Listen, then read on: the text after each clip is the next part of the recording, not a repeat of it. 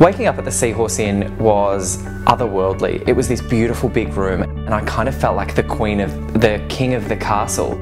And so I opened up the windows and looked out on all of my glorious land. I actually think I'd woken up with a prince, which I feel like all the time, obviously. It's kind of like I've woken up in my ultimate dream.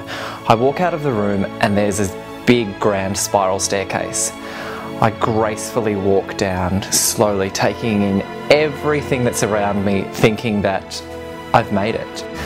And then comes Ben, skidding down like a hoon, typical of his personality and typical of mine. So we got to go downstairs to a sumptuous breakfast, and we were the only people in the dining room because we got down there a little bit late, but it felt magical. It felt like we were in a palace. So after breakfast, we were all set to go and explore the grounds of the Seahorse Inn, which looked spectacular from what we could tell. All of a sudden we get a phone call from Skydiving Oz, and they've invited us to jump out of a plane. Get ready to be taken to the highest of heights, to be thrown out of an aeroplane. Now I'm actually terrified of heights, like actually terrified. Thought maybe this isn't the best idea. What have Ben and I got ourselves into? As my mum always says, you have to push against the fear, and actually mum never says that. Mum says that if something bad's happening, you should run.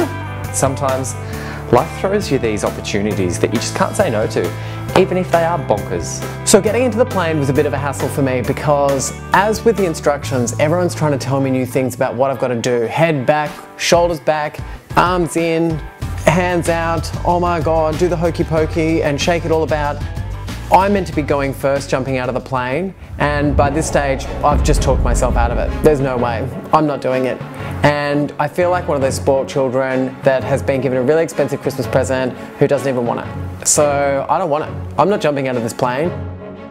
I thought it's either we go for it now or I pull out. It turns out at the last moment, the word no, funnily enough, sounds like go. So my tandem diving instructor has lodged us out of the plane and I'm free falling. And all I'm thinking about, what the hell is this going to do to my face? I was actually panicking, probably more so about my face than what could potentially happen if the chute didn't open.